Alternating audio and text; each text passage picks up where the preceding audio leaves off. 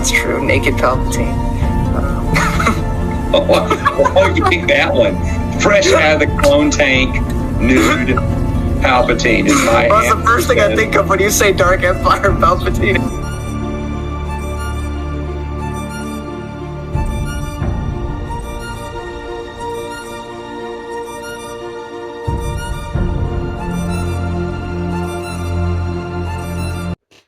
Hello everybody and welcome back to the Star Wars Expanded Universe. Now made by Disney or Lucasfilm, whichever way you slice it, Legends.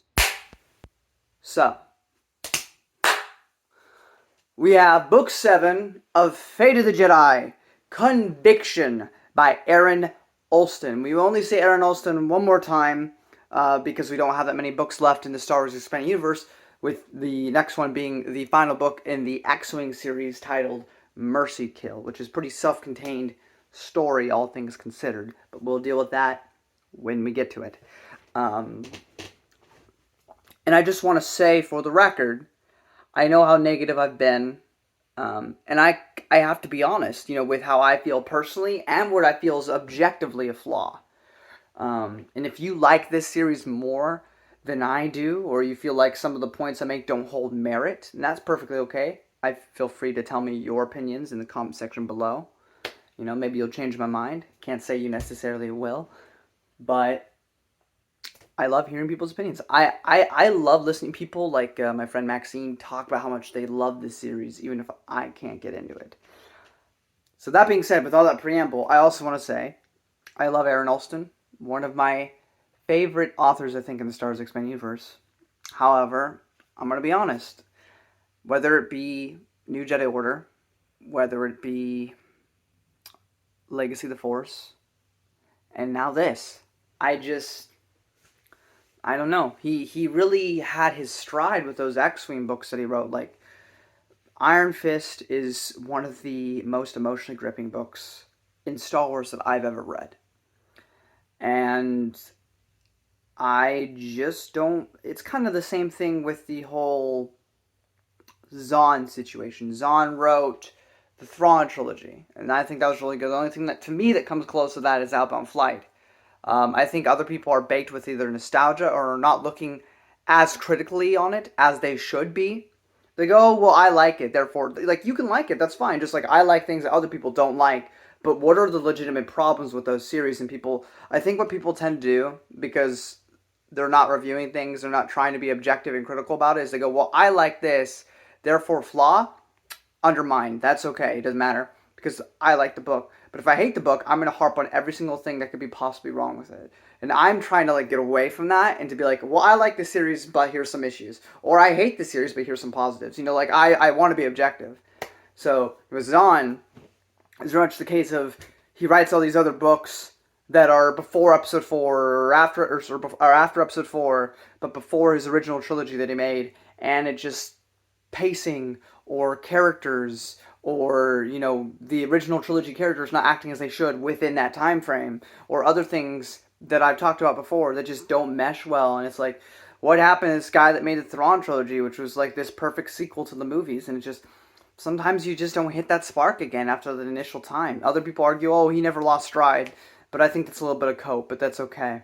Now, with Aaron Allston, again, it's the same thing where I thought his X-Wing books were mostly superb. But then you reach the New Jedi Order, and they're good. But they're not Iron Fist. And Legacy of the Force, I think I can make a case that his books are objectively the weakest of the whole trilogy. And arguably that could be said the same thing here with Fate of the Jedi. And I don't know what it is. And I don't mean to speak ill of the dead. I think Aaron Allston is phenomenal. Even his worst is still better than a lot of other books that I've read. But still, I can't quite put my finger on it, and I think that is why conviction just doesn't do it for me. It just doesn't. There are moments, and this has been true for the entire series of Fate of the Jedi so far, that there have been moments in between the 400 pages that I'm reading where I'm like, oh, I'm gripped, I'm engaged, I'm into it, but there's not been a single book for me in Fate of the Jedi that has been able to do that throughout its runtime. besides I think maybe the first book. And I think that is mostly due to pacing. This series does not know how to pace itself. It is running into the same problem that New Jedi Order did. Legacy of the Force actually didn't do this too much. It mainly stayed on point up until about book 7, where it started to overstay its welcome. It should have wrapped up sooner, and I'll admit that. New Jedi Order should not have been 19 books. I love New Jedi Order as much as the next guy. I could claim that I could go another 20 books with it, but realistically, no. Now, when you're trying to tell this overgrand story, you need consistency, and there is no consistency there. And it's the same problem here, where it wants to give us a bunch of side quests that don't matter to the main plot, so we can pad out the runtime. Because, well, we have 3 authors, and we got to give them each a trilogy of books, because it's only fair. We got to make that equal. But the series doesn't require that many books to tell this story that it's trying to tell. For example, Abeloth has been introduced since book 5. She's been hinted at throughout. She's been a factual, actual character since book 5, and still hardly does anything till the end of this book. I mean, we hear about her doing some things, but at the end of the day, this villain, this threat for this arc is barely present throughout the majority of this series up until the last 2 books. It's pacing issues. This isn't a single novel. If you want to make a novel about Dathomir, then go make a novel about Dathomir and don't call it Fate of the Jedi. If you want to make a story returning to the planet of Twilight, make your own individual novel focused on that. Don't shove it into a series that doesn't need to be this long. And so here we reach another problem. So we continue to have basically all of the Jedi, outside of Luke, Ben, and the Lost Tribe member, Vistara Kai, going on their adventures. The rest of the Jedi continue, as they have for these past 7 books now, have remained on Coruscant only. And a lot of stuff happens in this book, on Coruscant, but they're still on Coruscant. This whole plot, it feels like stagnation, because everybody's in the same place they were by the first book, outside of Luke and Ben. Luke and Ben and Vistara now arrive at Nam Chorius. Now, Nam Chorius, I'm probably butchering the name. If you guys don't remember what that is, that's the Planet of Twilight book by Barbara Hamley. And I have to give major props. I love when EU writers do this. Again, I gave major props to Aaron Allston in New Jedi Order when he included a Children of the Jedi plot thread and included it into the New Jedi Order. However, it serves no greater purpose than that book.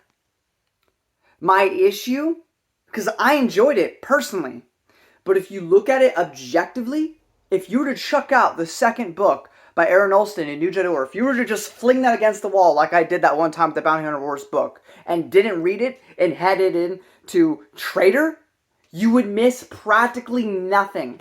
There was 20% of main story that actually progressed the New Jedi Order plot. The rest of it was a really cool expanded universe connection. For the sake of the connection, which was cool. It was a really cool way to tie in some continuity. But it shouldn't have been in New Jedi Order, because it's paced wrong. Make that plot thread be somewhere else. Make an individual novel that just solely focuses on that. That'd be awesome. Throwing it. It'd be one thing if they threw it into New Jedi Order and it had a big significance, but it really doesn't. Because you got to remember, in that book, you got Luke and Mara and other characters on Coruscant with the Vong and everything. Like, that should be a big deal. But the Vong relatively aren't that much of a problem for them, and they deal with the threat and they leave. Well, at the same time, Jason's supposed to be going through everything that he's going through. On the same planet, mind you. Tonally, it just doesn't fit. And so the same thing here. But there's a couple important things that happen here. Absolutely. That you need, that are essential to understand the rest of this plot. But a large portion of this is, oh, Nam Chorius again. Let's go visit that again. Oh, because it was in Planet of Twilight. People are going to love this. Will it matter in the next book? Not really. And that's my biggest issue. So, meanwhile, again, tensions have continued to rise for 7 books now. It's felt like an eternity with Dala and the Jedi and this constant back and forth with no real progression. Just like, I'm mad at you. I'm mad at you. Nothing happens, though. You gotta fill out more books. Throw the Mandalorians at them. Okay, it's done? Okay, now everything's, like, fine for a bit. Oh, did I mention Gisela Horn and Valen are running around? Do I care? No. I don't care. You gave me no time to flesh out these characters. I don't know who Gisela Horn and Valen Horn are outside of this mind-controlled state that they're in. I don't know them. Was it interesting for them to think that everybody's an imposter in the first book and second book? Yeah, but at this point we're 7 books in. Not only have they done this, several other Jedi have done this, and I just don't care anymore. Like, I either keep them in Carbonite, like Dala wants, or get them off the page. They are so disinteresting. They drag the story down, they add nothing. I'm sorry. If you wanted me to care about Gisela Horn and Valen, maybe give them some character. But I guess it's not Stackpole, so he wrote Corrin, so maybe he should be the one to do that. But I feel nothing for Gisela Horn. They also are written so weirdly, because Gisela Horn and Valen are most certainly older than Ben. They were around Anakin's age during Star by Star, maybe a little bit younger, like a couple years younger. So they should be like in their they should be around my age or older by this point. And they don't act it. So it's bizarre. And then of course Tahiri's in prison. Because we really had to have this whole court drama / prison arc while this whole thing of the Lost Tribe and Abeloth's going on. And I love Tahiri.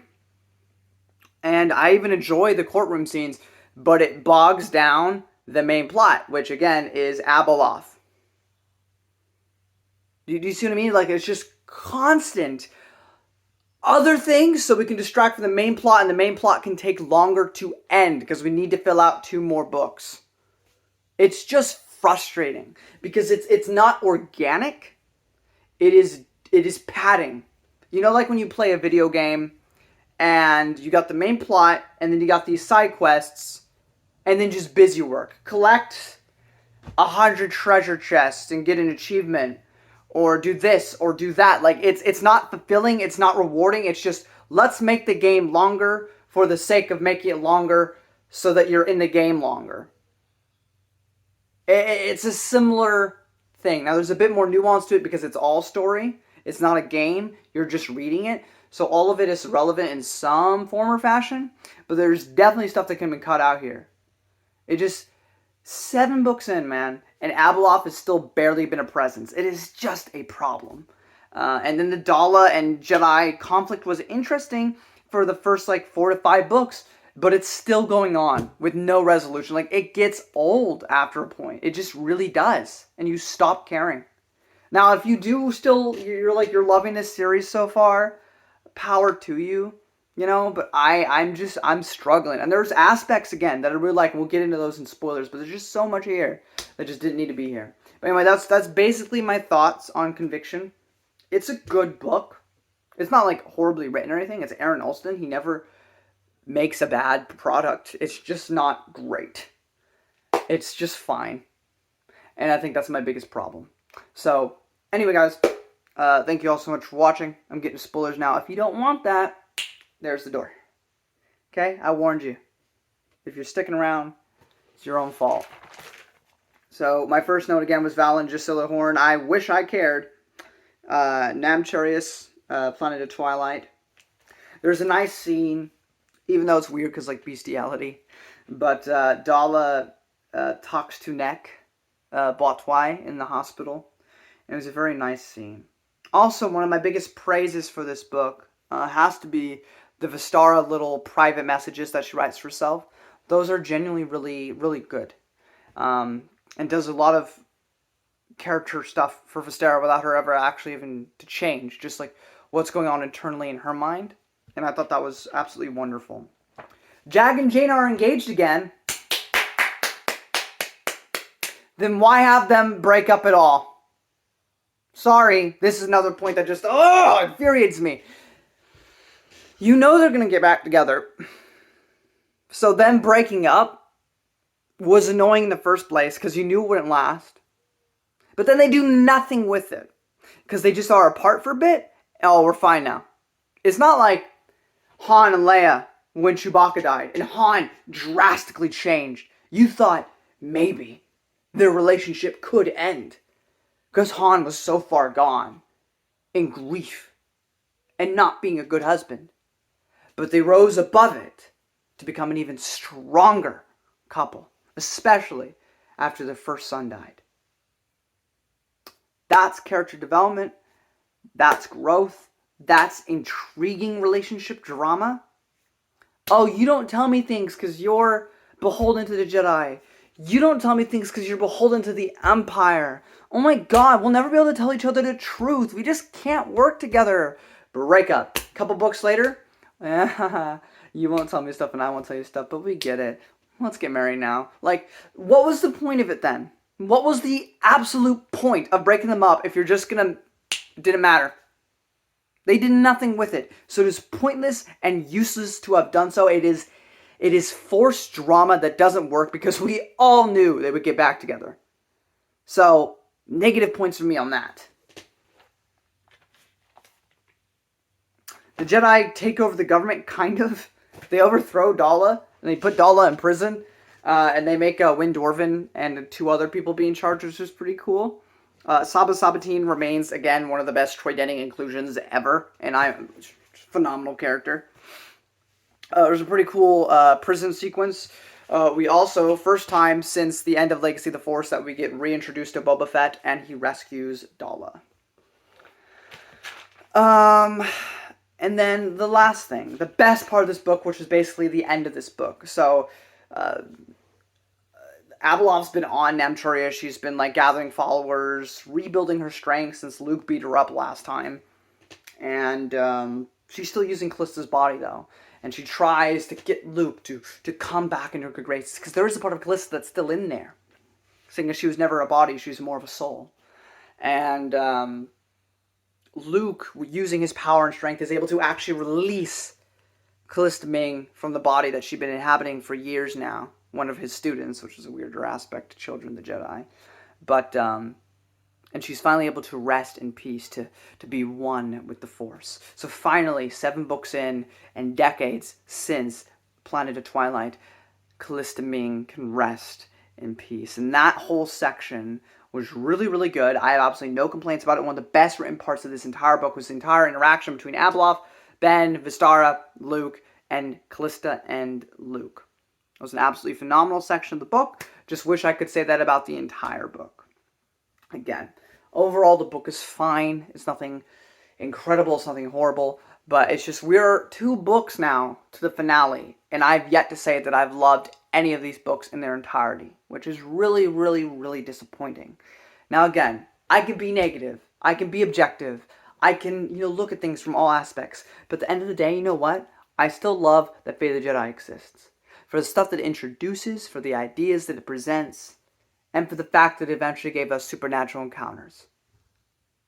I am thankful for this book because Abeloth as a concept, as a being, is so fascinating and is only truly brought to its greatest fruition in supernatural encounters. Anyway, guys, thank you all so much for watching. If you enjoyed this video, give it a thumbs up, sharing up a ton. Don't forget to subscribe, and I'll see you as we read Ascension, Book 8 in the Fate of Jedi series by Christy Golden. Till next time, may the Force be with you. Bye-bye.